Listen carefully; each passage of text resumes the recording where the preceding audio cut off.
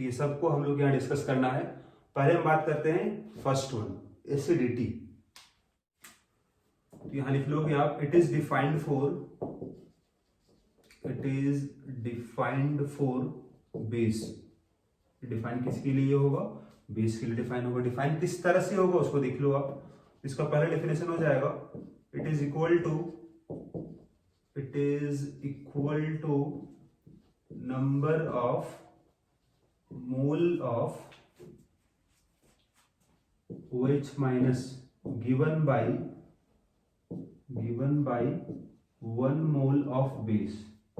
एक mole base कितना मोल OH minus produce कर पाएगा उसको बोलेंगे हम इसका एसिडिटी, है ना।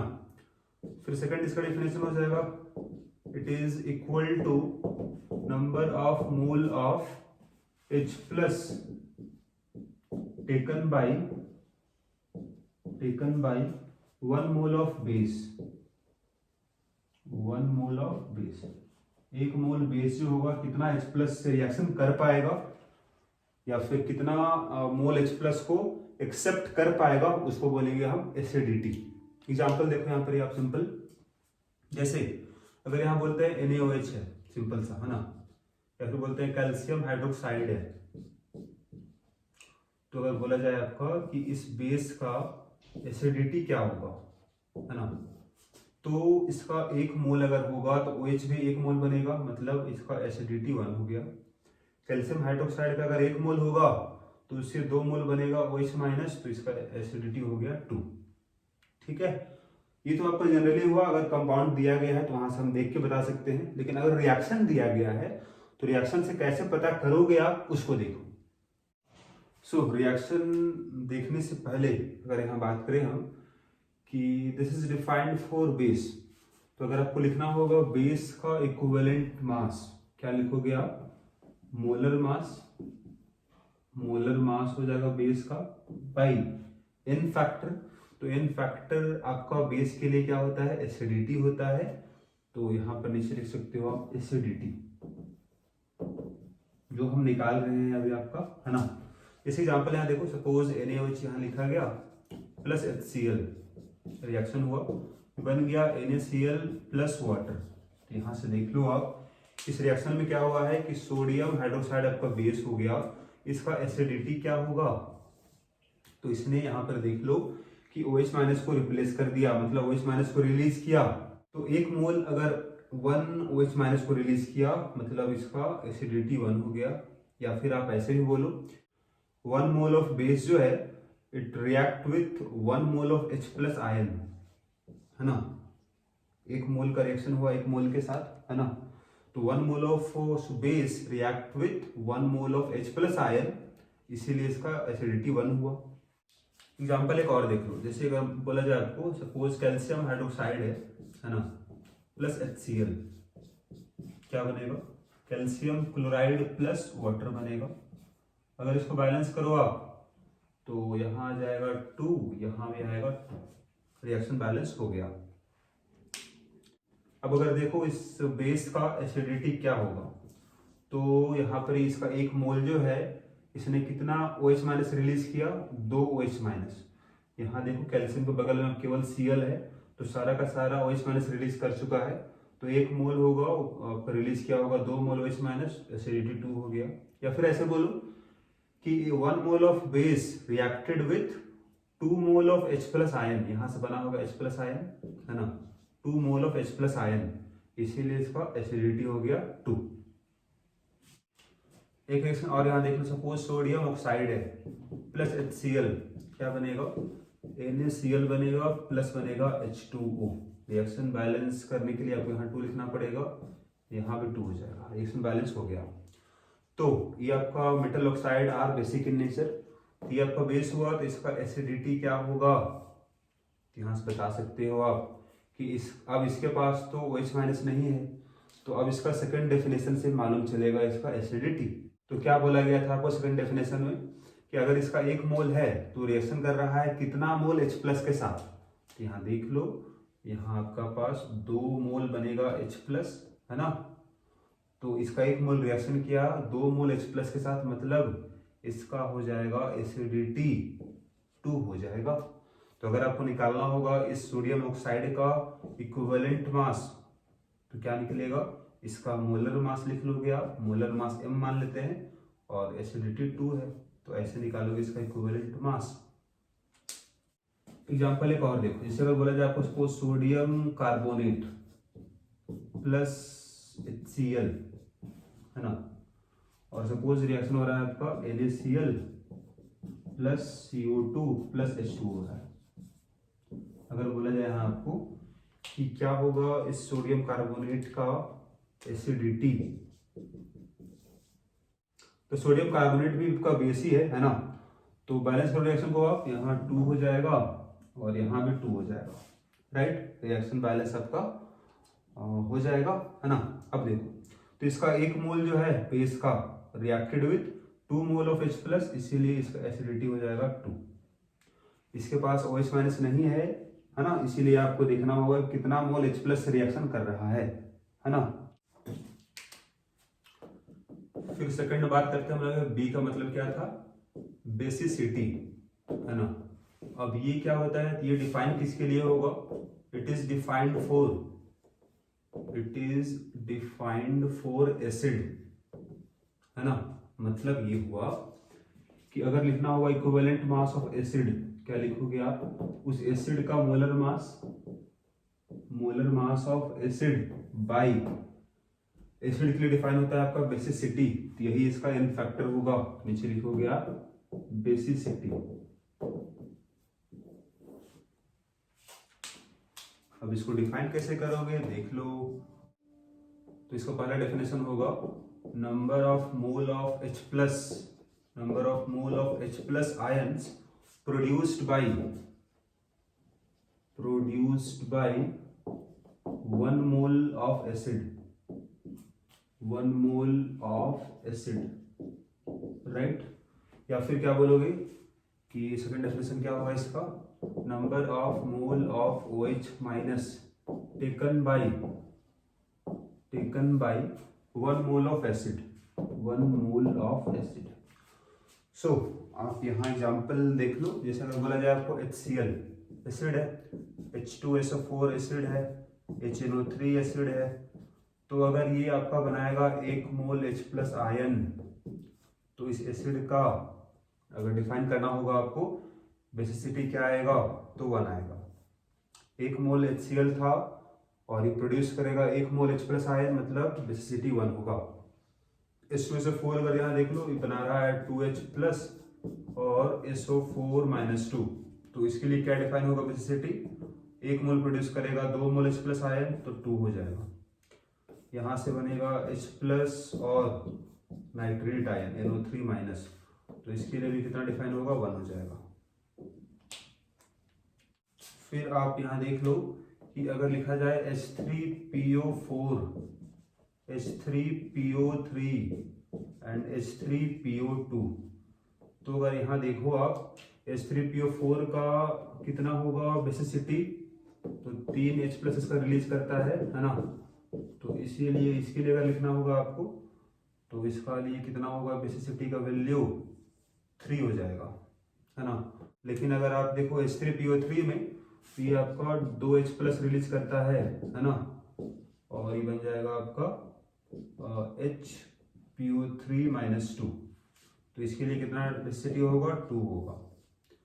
फिर अगर आप नीचे देख लो H3PO2 में, इसमें एक ही H प्लस रिलीज करता है और बनता है H2PO2 माइनस, तो इसके लिए कितना होगा, इसके लिए 1 हो जाएगा बेसिसिटी। अब ऐसा क्यों, व्हाट इज द रीजन, तो इसका रीजन मिलेगा आपको इसका स्ट्रक्चर में, है ना। स्ट्रक्चर से पहले इसका नाम देख लो, तो यहाँ जो एसिड था इसका नाम था दिस इज फॉस्फोरिक एसिड, और यहाँ जो एसिड था H3PO3 इसका नाम होगा फॉस्फोरस एसिड, और नीचे वाले का नाम होगा हाइपोफॉस्फोरस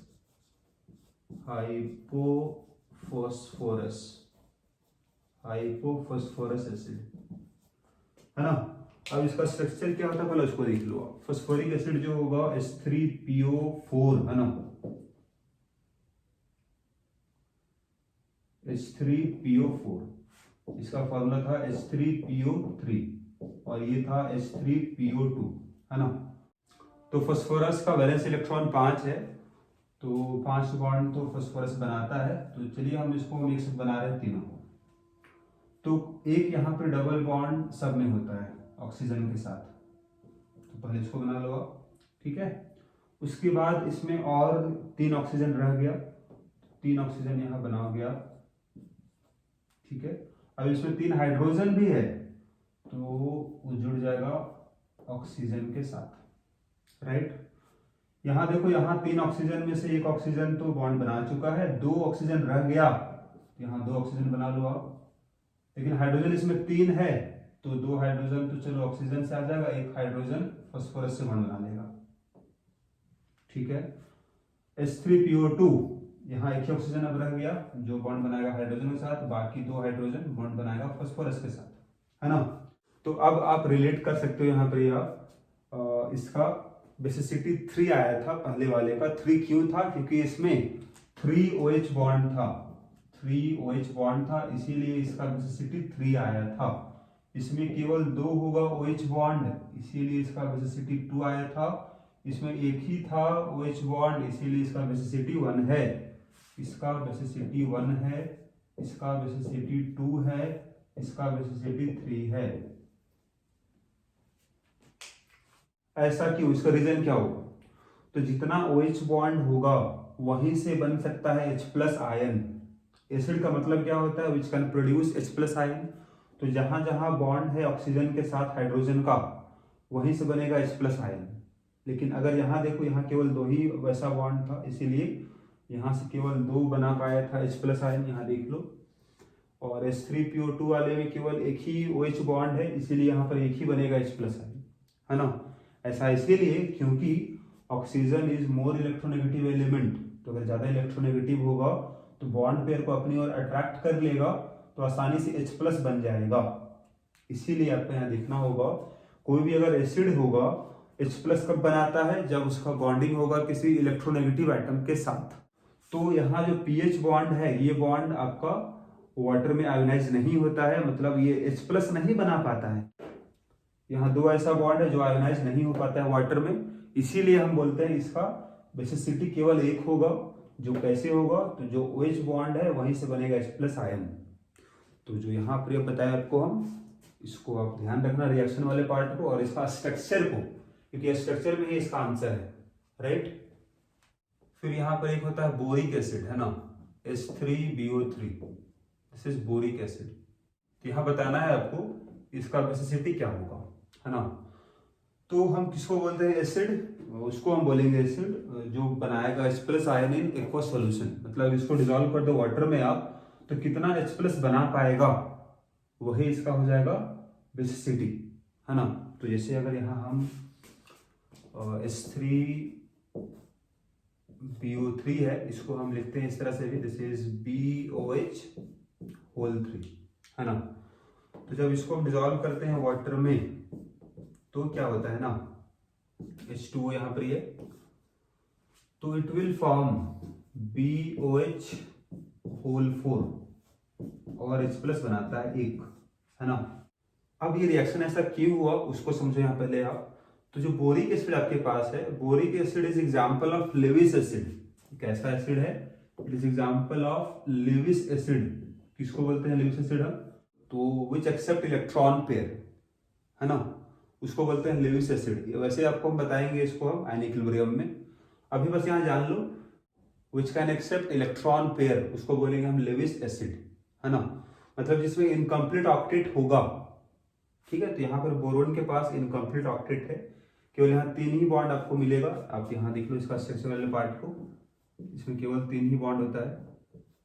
तो इट हैज इनकम्प्लीट ऑक्टेट, केवल 3 बॉन्ड है। तो ये क्या करता है? आपका इलेक्ट्रॉन पेयर एक्सेप्ट करता है वाटर से। जैसे वाटर से क्या बना होगा? OH- बना होगा और H+ बनेगा। तो OH- के पास लोन पेयर है ना, नेगेटिव है यहाँ पर, इसके पास लोन पेयर है, तो लोन पेयर से बॉन्ड बना लिया अब यहाँ पर देखो इसके पास 4 बॉन्ड बन चुका है इस तरह से, ये बन गया आपका, है ना, और एक H+ यहाँ बन गया। इसीलिए इसके लिए क्या होगा, बेसिसिटी 1 हो जाएगा। मतलब जब इसको डिजोल्व करो वाटर में तो कितना बनता है, H+ आयन 1 बनता है, मतलब इसका बेसिसिटी हो जाएगा 1, है ना।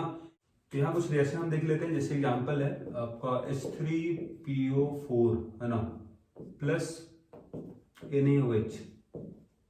यहाँ सपोज बन रहा है कंपाउंड आपका, दिस इज एक रिएक्शन ये हो गया। फिर एक और इसमें देख लो, H3PO4 plus NaOH, this is Na2HPO4 plus H2O। एक रिएक्शन और देखो, H3PO4 plus this is Na3PO4 plus. तो अगर यहाँ देखो आप इस वाले केस में कि अगर बोला जाए आपको कि यहाँ पर H3PO4 का बेसिसिटी क्या होगा, तो यहाँ देख लो ध्यान से, इसके पास 3 था हाइड्रोजन जो रिप्लेस हो सकता था, लेकिन इस रिएक्शन में केवल एक रिप्लेस हुआ है, बाकी 2 यहाँ साथ में है। H3PO4 था, इसका केवल एक ही हाइड्रोजन बाहर गया है और 2 हाइड्रोजन साथ में अभी है, मतलब एक ही रिप्लेस हुआ, मतलब इसका बेसिसिटी हो जाएगा 1। या फिर ये बोलो कि इसका 1 मोल रिएक्शन किया 1 मोल OH- के साथ, इसीलिए 1 हुआ इसका बेसिसिटी। यहाँ पर कितना होगा इसका बेसिसिटी, तो 2 हो जाएगा। 2 क्यों होगा, इसमें 3 था H+ जो रिप्लेस हो सकता था, लेकिन 2 ही रिप्लेस हुआ है, एक अभी यहाँ साथ में है इसके साथ, तो 2 रिप्लेस हुआ, इसीलिए इसका बेसिसिटी 2 हुआ। या फिर ये बोलो कि इसका 1 मोल रिएक्शन किया 2 मोल OH- के साथ, इसीलिए 2 हो गया। यहाँ पर कितना है इसका आएगा, तो 3 आएगा। तो आप देख सकते हो एक ही कंपाउंड का अलग अलग रिएक्शन में अलग अलग हो सकता है बेसिसिटी, मतलब अलग अलग होगा इक्विवेलेंट मास, राइट। इसीलिए बोले थे आपको हम equivalent mass is a variable, है ना। अब एक और इसमें देखो, सपोज CO2 है, CO2 प्लस NaOH रिएक्शन होकर बन रहा है sodium carbonate, Na2CO3 plus water, balance करो तो यहाँ 2 आ जाएगा। आपको मालूम है non metal oxides are acidic in nature, इसीलिए रिएक्शन हुआ बेस के साथ। पूछा जाए आपको कि इस एसिड का क्या होगा बेसिसिटी, तो यहाँ देख लो, इसका 1 मोल रिएक्शन किया 2 मोल OH- के साथ, इसीलिए यहाँ पर हो जाएगा 2। अब इसके पास H+ है नहीं, तो आप H+ वाले से नहीं पता कर सकते हो, इसीलिए इसके लिए आपका सेकंड डेफिनेशन यहाँ काम करेगा कि 1 मोल एसिड जो है कितना OH- से रिएक्शन किया है, तो 2 मोल से रिएक्शन किया, इसीलिए यहाँ 2 आ गया।